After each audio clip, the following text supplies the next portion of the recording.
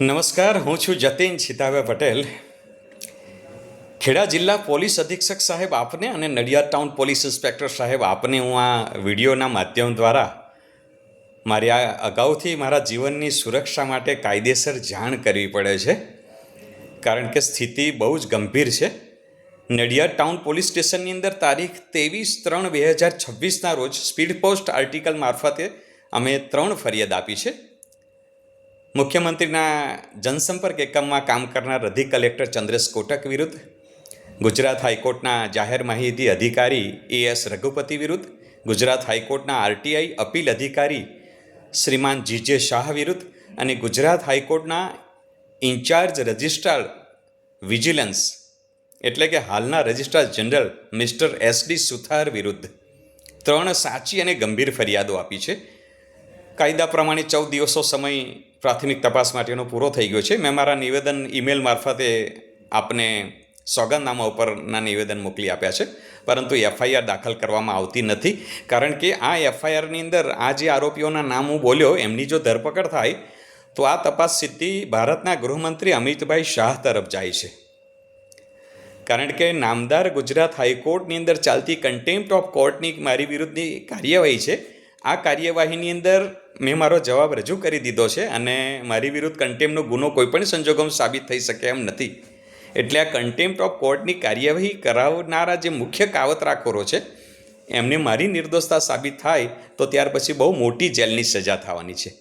અને ખાસ કરીને ભારતના ગૃહમંત્રી શ્રી અમિતભાઈ શાહ વિરુદ્ધ અને એડિશનલ કલેક્ટર ચંદ્રેશ કોટક વિરુદ્ધ ખેડા જિલ્લા પોલીસ અધિક્ષક સાહેબ આપને મેં ઈમેલ મારફતે તારીખ 9 ફેબ્રુઆરી 2024ના રોજ એડવાન્સ કમ્પ્લેન્ટ આપેલી છે મારા જીવનની સુરક્ષા માટે. અને I have clearly mention in that complaint that they will try to make false complaint by using any police officer, by using any judicial officer against મી.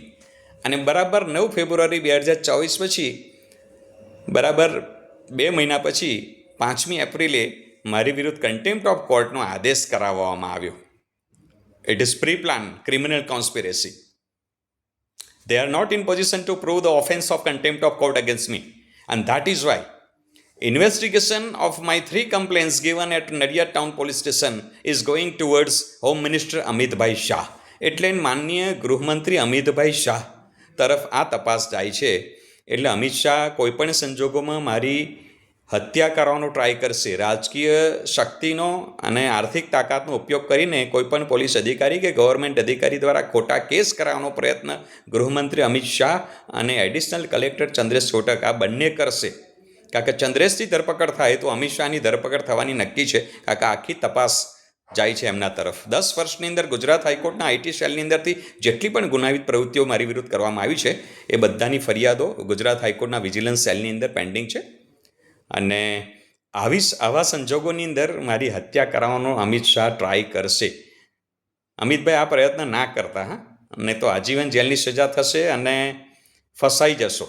એટલે ખેડા જિલ્લા પોલીસ અધિક્ષક સાહેબ આપને અને નડિયાદ ટાઉન પોલીસ ઇન્સ્પેક્ટર સાહેબ આપ બંનેને આ વિડીયોના માધ્યમ દ્વારા ખાલી ભવિષ્યની સુરક્ષા માટે હું આ વિડીયો કમ્પ્લેન્ટ દ્વારા આપને જાણ કરું છું કે જો આવી કોઈ પણ જાતની ઘટના બને, મારી પર જાનલેવા હુમલો, ખોટા કેસ કરવાનો પ્રયત્ન, હત્યા કે હત્યાનો પ્રયાસ, તો ભારતના ગૃહમંત્રી અમિતભાઈ શાહ વિરુદ્ધ, મુખ્યમંત્રીના જનસંપર્ક એકમમાં અગાઉ કામ કરનાર અધિક કલેક્ટર ચંદ્રેશભાઈ કોટક વિરુદ્ધ, ગુજરાત હાઈકોર્ટના in-charge registrar vigilance SD Suthar વિરુદ્ધ, ગુજરાત હાઈકોર્ટના જાહેર માહિતી અધિકારી AS રઘુપતિ વિરુદ્ધ, ગુજરાત હાઈકોર્ટના RTI અપીલ અધિકારી GJ શાહ વિરુદ્ધ આ બધી જ હત્યાની અને જાનલેવા હુમલાની જે કંઈ કલમો છે એ મુજબ FIR નોંધીને એમની પર કાયદેસર કાર્યવાહી કરવામાં આવે ભવિષ્યમાં, એના માટેનું આપણે આ જાણ કરું છું સાહેબ.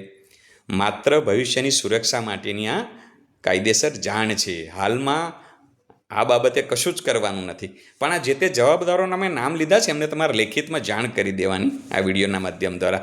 આ વિડીયો ફરિયાદ છે એના દ્વારા, એટલે ભવિષ્યની અંદર મારી સુરક્ષા જળવાઈ રહે એટલા માટે. ચાલો આવજો. નમસ્કાર.